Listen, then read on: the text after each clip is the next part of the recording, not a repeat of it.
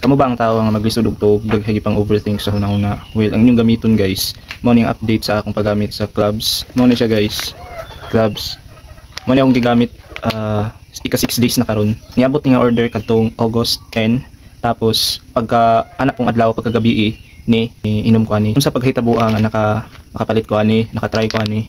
August 25 ni uli ko gikan sa trabaho. Tapos pagka August 26 sa alas 9 sa buntag, gibati na ako nga maglipong-lipong ko.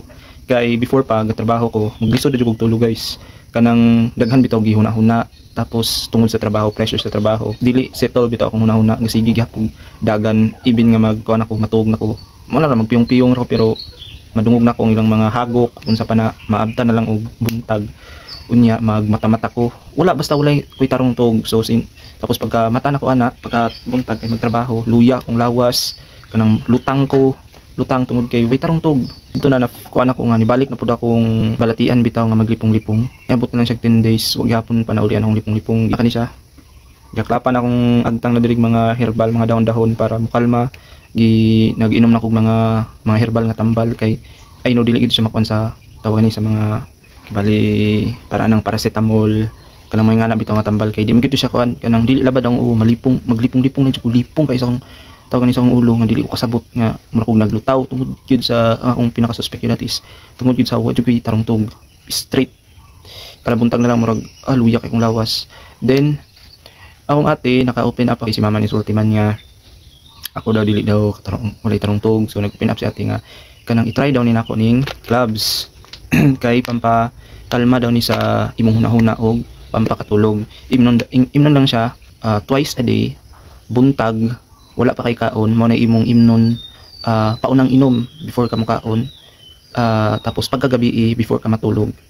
Sa first na ko nga kuan gamit August 10 na gamit na ko siya na inom na ako siya is sa gabi na wala no ka inom sa buntag kay mga alas 8 man ata to niabot ang order. Tapos niadto ko sa tindahan, nalimot ko pagkahapon na nakuha ang kana nga parcel. Anang gabi una abi na kog mo-effect dayon ang kaning ginom na ko clubs.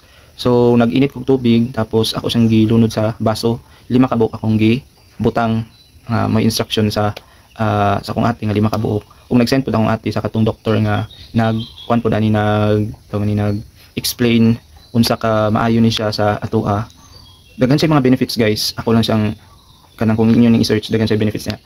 If makuan mo ato nga doktor, ako lang tong ibutang direct name or ang yang TikTok nga nagkuan siya og ani nga nag-review siya ani ako lang siya ibutang dire. Dagan siya benefits guys. Usa na ang pakalmahon imong hunahuna and makatulog ka. So mo to pagka second day wala ko ka inom. August 11 wala ko ka inom entire day. Tapos pagka August 12 ako na siyang nagkuan ako sa routine nga mag-inom pag mata, mabalihimoon siya pangkapi ba? Pangkapi pag mata may unang imnon tapos pagkagabi pagkagabi before matulog mana poy imnon. Tapos consistently guys, pagka ika third day didto pa na ako na kuan niya pagka third day sa gabi pero ako na feel guys nga murag ni kalma kung nahuna murag dili na kayo kung magbitog sa limuang akong nahuna. Pagka third day sa gabi dito nag-inom ko pagka kuan na natulog ko wala lang damha guys nakatulog ko pag mata na ko nakabantay lang ko pag mata na ko alas 4 na sa buntag. Tingnan ako mama okay akong tug pag gabi siguro tungod atong clubs nga akong gihimugti imbes 5 ka pieces nga ingani 5 ka pieces ang imong isagol ako siyang gipito ka buok sa isa ka baso nga isa mo ka baso ha. For example guys mo ninyong baso ingani kadaghan na ako gason nang gani ingani kadaghan na ang tubig ngayong ibutang mga 3/4 tapos mo ninyong tawagan ibutang sa heater. Tapos ang isagol ninyo is 7 ka buok. Ayaw iparis lang guys kaya noon sa mga kuan na basta dili daw siya iparis. So 7 ka buok dili naman na siya paris. So una na akong gamit guys katong first day katong pizza G sa August is sa gabi mo ko to nag-apply.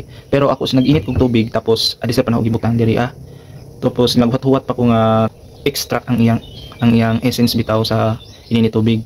Then pagka third day kasi gibago gikuan ako siya mag-init kong tubig guys using heater. Ako siyang ilunodaan tapos pabukalan ako pag ayo mga 2 to 3 minutes para maitos gid siya guys.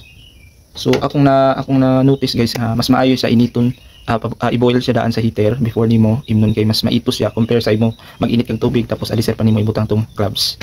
So kung gusto nyo guys nga maulian mo sa inyong maglisod mo katulog try ninyo gamit guys kaning product kay sa ako guys na mismo ni effect man sa ako nindot naman akong tulog unya karon akong ulo medyo kuha na dili na ungaog dili man siya instantly nga naulian gyud kay tawag ni kaning tigdugay man pud ko matog but dili na gyud siya para tong unang guys nga mura ko giduyan sa hangin tapos ungaog kay kong ulo nga di na ko masabot dili labad pero basta di mo masabot ang gibati sa akong ulo. So kung gusto nyo mo order ani nara sa Yellow Basket. Mo ni siya guys mo ni akong gipabukalan nga crabs. 7 na kabuk guys. 1 2 3 4 5 6 7